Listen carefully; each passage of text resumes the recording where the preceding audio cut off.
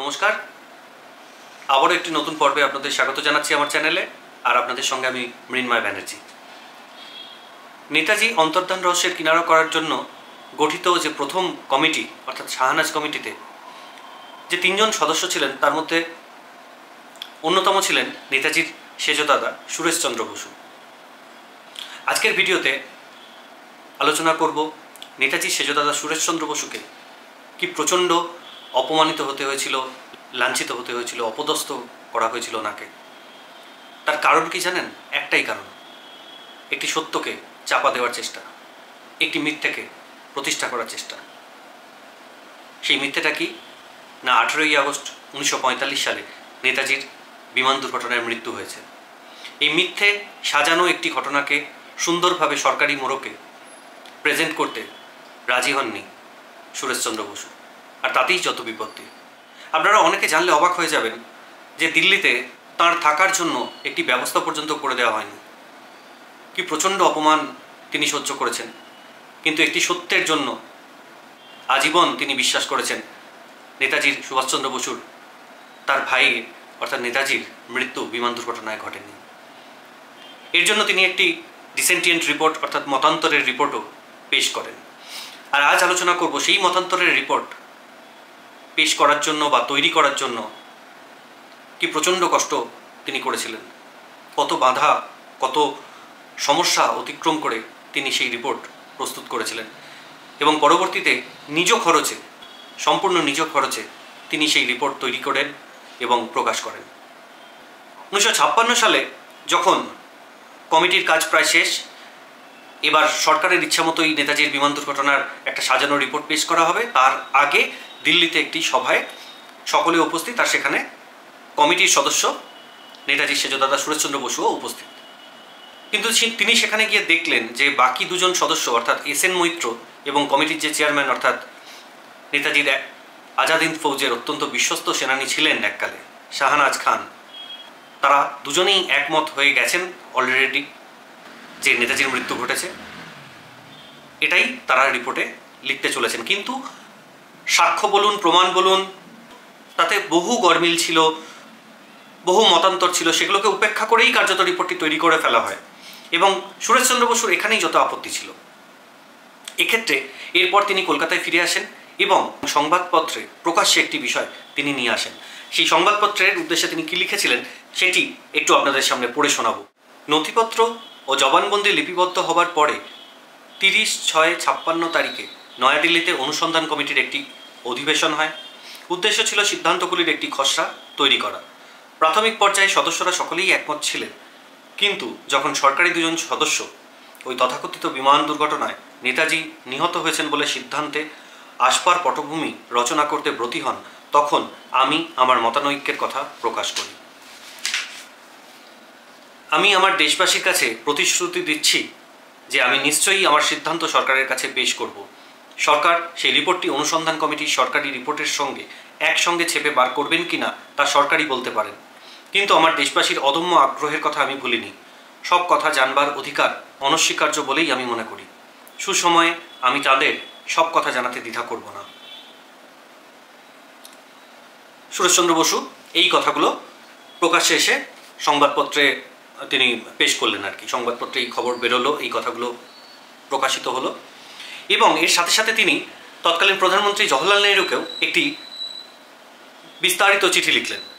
তো সেই চিঠিটি একটু সামান্য কিছু অংশ একটু পড়ে শোনাই আপনাদের, তাহলে আপনারা বুঝতে পারবেন চক্রান্তটা কতটা গভীরে ছিল। সুরেশচন্দ্র বসু নিজের লেখা চিঠি জওহরলাল নেহরুকে। এরপরে শ্রী জওহরলাল নেহরু, প্রধানমন্ত্রী, নয়াদিল্লি। প্রিয় শ্রী নেহরু, আপনার গতকালের 414 PMO 56 নম্বর পত্রের জন্য ধন্যবাদ। আমি কি লিখেছি তা আপনি বুঝে উঠতে পারেননি জেনে আমি অত্যন্ত মর্মাহত হয়েছি। যদি ইংরেজি রচনার কৌশলের কথা বলেন তবে আমি সবিনয়ে স্বীকার করছি খাঁটি ইংরেজদের মতো ইংরাজি ভাষা লিখবার ক্ষমতা আমার নেই। যদি বক্তব্য বিষয়টি আপনার কাছে দুর্বোধ্য মনে হয়ে থাকে তাহলে বলবো এতে অবাক হবার কিচ্ছু নেই। কোনো একটি বিষয়ে যখন কোনো মানুষের একটা বদ্ধমূল ধারণা থাকে তখন অপরের অন্য ধারণার যুক্তি তার মস্তিষ্কে প্রবেশ করতে চায় না, এটা প্রায়শই দেখা যায়।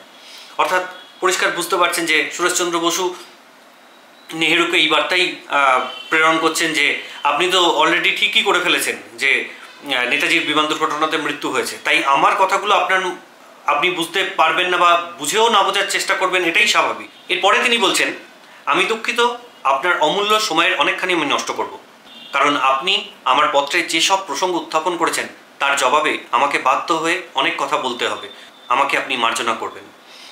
অর্থাৎ এই চিঠিটি অনেক বড়, বিস্তারিত, এবং চিঠিটির রন্ধ্রে রন্ধ্রে লুকিয়ে আছে যে সুরেশচন্দ্র বসুকে কতটা অপমান সহ্য করতে হয়েছিল, কতটা লাঞ্ছনা সহ্য করতে হয়েছিল এবং যথেষ্ট অপদস্থ হতে হয়েছিল। যাই হোক, পরের পর্বটা একটু শুনুন, চিঠির পরের অংশে আসি। অনুসন্ধান কমিটির প্রথম ও দ্বিতীয় অধিবেশনে যোগ দিতে আমি যথাক্রমে 27/3/56 থেকে 17/4/56 এবং 17/6/56 থেকে 12/7/56 তারিখ পর্যন্ত সর্বমোট 48 দিন দিল্লিতে আমার কন্যার বাড়িতে ছিলাম। ওই সময়কালের জন্য দিল্লিতে আমার আহার বা বাসস্থানের ব্যবস্থা করতে সরকারকে কোনো খরচ করতে হয়নি। ঘটনাচক্রে 12/7/56 তারিখে আমার কন্যাকে হঠাৎ বাড়িটি ছেড়ে দিতে হয়। ওই তারিখে রাত প্রায় 10টার সময় আমাকে ওই বাড়ি থেকে বেরিয়ে আসতে হয় এবং আমার এক বন্ধুর আতিথেয়তার প্রসাদে সে রাত্রে আমার আশ্রয়ের ব্যবস্থা হয়। পরদিন সকালে অনুসন্ধান কমিটির চেয়ারম্যানের সঙ্গে যখন আমার সাক্ষাৎ হয়, আমি তাকে দিল্লিতে আমার থাকার ব্যবস্থা করতে বলি। তিনি তৎক্ষণাৎ টেলিফোনে কারোর সঙ্গে যোগাযোগ করেন এবং আমি তাকে বারে বারে তাগাদা দেওয়ার আমাকে জানানো হয় পরদিন অর্থাৎ 14/7/56 তারিখ সকাল থেকে কোটা হাউসে আমার বাসস্থানের ব্যবস্থা হয়েছে।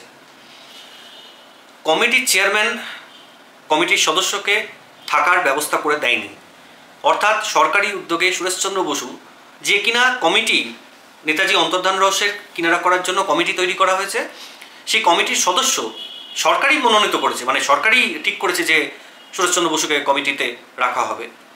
তো সেই কমিটির নির্ধারিত কমিটির সদস্যকে তাকে দিল্লিতে থাকার জায়গা পর্যন্ত করা হয়নি, তার খাওয়া দাওয়ার ব্যবস্থা করা হয়নি, তার থাকার ব্যবস্থা করা হয়নি।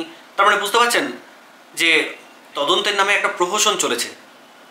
মানে এই চিঠির ছত্রে ছত্রে লুকিয়ে রয়েছে যে একটা মিথ্যাকে প্রমাণ করার চেষ্টা, এবং পরবর্তীতে অনেক কষ্ট করে সুরেশচন্দ্র বসু নিজ উদ্যোগে সেই মতান্তরের রিপোর্টটি তৈরি করেন এবং পেশ করেন।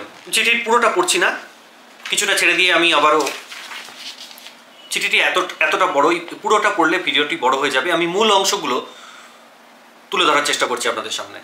প্রসঙ্গত ওই দিনই সকালের অধিবেশনে চেয়ারম্যান আমাকে জানিয়েছিলেন যে যেহেতু আমি তাদের দুজনের সঙ্গে একমত হতে পারছি না, তাই তাদের দুজনের সঙ্গে ভবিষ্যতের কোনো অধিবেশনে আমার বসবার অধিকার নেই। তার উত্তরে আমি শ্রী মৈত্রকে বলেছিলাম তার রিপোর্টের বাকি অংশটা যেন তিনি আমাকে পাঠিয়ে দেন, যা দেখে আমি আমার মতান্তরের রিপোর্ট প্রণয়ন করতে পারি। শ্রী মৈত্র আমাকে প্রতিশ্রুতি দেন যে যেমন যেমন বিভিন্ন অধ্যায় টাইপ করা হয়ে যাবে তেমন তেমন উনি তার এক কপি ডাকযোগে আমাকে পাঠিয়ে দেবেন। জেলা আদালতেই বলুন অথবা হাইকোর্টেই বলুন, মতান্তরের রায় অন্য স্থানে বসে লেখা, এমনকি ভারতবর্ষের বাইরে থেকে পাঠিয়ে দেওয়ার অসংখ্য নজির আছে। তাছাড়া 4 দিন ক্রমাগত দৌড়াদৌড়ি করেও যখন আমার দিল্লিতে থাকার কোনো ব্যবস্থা ওনারা করলেন না এবং অদূর ভবিষ্যতেও করবেন বলে কোনো নিশ্চিত প্রতিশ্রুতি দিলেন না, এবং সর্বোপরি ওদের সঙ্গে একত্রে বসতেও যখন চেয়ারম্যানের আপত্তি হলো, তখন দিল্লি ত্যাগ করা ছাড়া আমার আর গত্যন্তর রইল কোথায়। অর্থাৎ বুঝতেই পারছেন, তাকে এক প্রকার মার্জিনালাইজড করে দেওয়া হলো। সাক্ষ্য প্রমাণাদি যেগুলো হয়েছিল সেগুলোর অনুলিপি তিনি চেয়েছিলেন, তিনি মূল রিপোর্টটিতে সই করতে চাননি। তার জন্য তিনি একটি মতান্তরের রিপোর্ট তৈরি করবেন, তো তার জন্য তো তার সমস্ত পেপারস লাগবে। সেই পেপারসের যে অনুলিপি একটা চেয়েছিলেন, তিনি অরিজিনাল রিপোর্ট চাননি, সেই রিপোর্টের খসড়ার যে অনুলিপি সেটি পর্যন্ত তাকে দেওয়া হয়নি, এবং সেটি পরবর্তীতে তিনি বারবার কমিটির চেয়ারম্যানকে বলুন, সরকারকে বলুন, প্রধানমন্ত্রীকে পর্যন্ত তিনি চিঠি লিখেছেন যে তার অনুলিপি দেওয়া হোক, সেটি দেখে আমি যাতে রিপোর্টটা তৈরি করতে পারি, আমার যে রিপোর্টটি, মতান্তরের যে রিপোর্টটি, সেটি তৈরি করতে পারি। কিন্তু সেটা সুরেশচন্দ্র বসুকে দেওয়া হয়নি, অত্যন্ত কষ্ট করেও তিনি পাননি সেটা। প্রধানমন্ত্রী নেহেরুকে চিঠিতে পরবর্তী অংশে নেতাজি সেজদাদা সুরেশচন্দ্র বসু আরও লিখছেন, শ্রী এসেন মৈত্রকে 10/7/56 তারিখের ভিতরে খসড়ার রিপোর্টটি প্রণয়ন করতে বলা হয়েছিল। তিনি 13/7/56 তারিখে তার অংশ মাত্র আমাদের সামনে পেশ করেছিলেন। তখন আমরা সেই আংশিক রিপোর্টের উপর আলোচনায় বসি।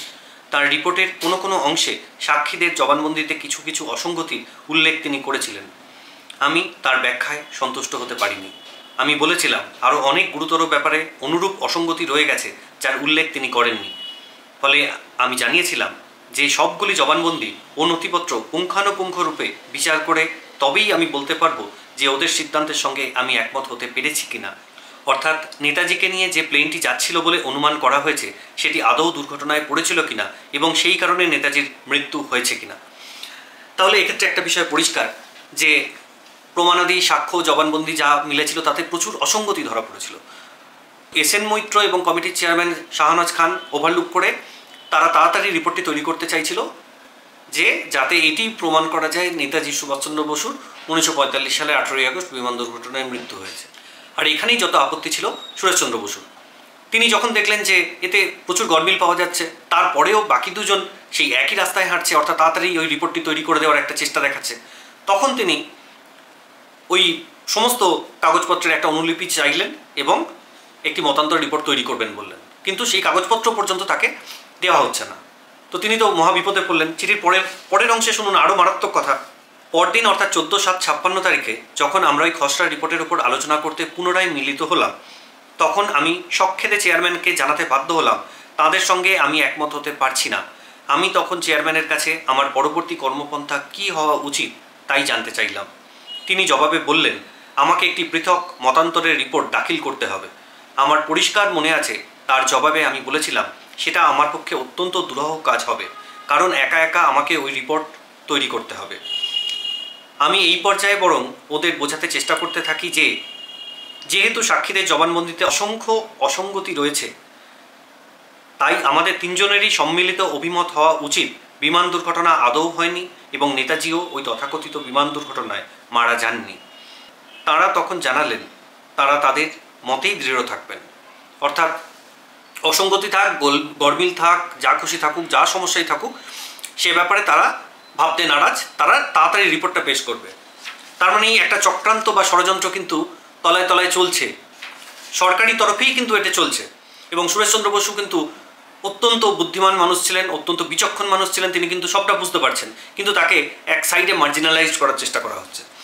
এরপরে বলছেন, তাই আমি কিছুতেই বুঝে উঠতে পারছি না যে এই অবস্থায় কেন আমার সহকর্মীরা ভারতের প্রধানমন্ত্রীর মতো একজন শ্রোতার কাছে এভাবে বলতে পারলেন যে তারা আদৌ জানেন না আমি তাদের রিপোর্টের নিচে সই দেব অথবা মতান্তরের রিপোর্ট দাখিল করব। তা যদি তারা বলে থাকেন এবং আপনি তো আপনার পত্রে লিখেছেন যে তাই তারা বলেছেন, তাহলে আমি বলতে বাধ্য যে তারা জলজ্যান্ত মিথ্যে কথা বলেছেন।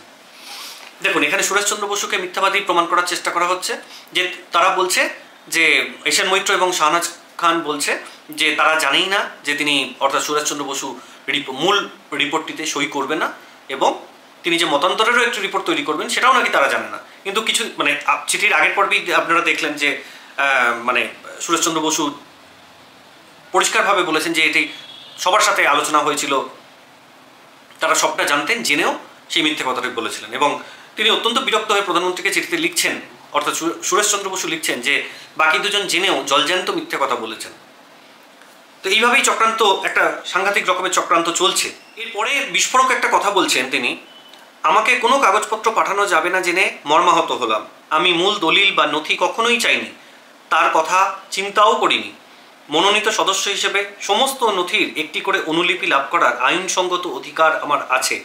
আমি সবিনয়ে আপনাকে মনে করিয়ে দিতে চাই যে সংশ্লিষ্ট কাগজপত্রগুলির এক কপি করে অনুলিপি ইনশিওর্ড ডাকে আমাকে পাঠালে সরকারের তহবিলের খরচ অনেকটা কম পড়তো, কারণ বিকল্প হিসেবে সরকার আমার দিল্লি যাতায়াতের ভাড়া বহন করতে রাজি। অবশ্য এক্ষেত্রে একটি ভুল হচ্ছে আমাদের মতো গরিবের কাছে খরচটা যত বড়, উচ্চকোটির মানুষ বিশেষ করে এদেশের সরকারের কাছে খরচের কথাটা তত বড় নয়। সদস্য হিসেবে আমার প্রতিটি নথিপত্রের অনুলিপি পাওয়ার আইনসঙ্গত অধিকার অনস্বীকার্য।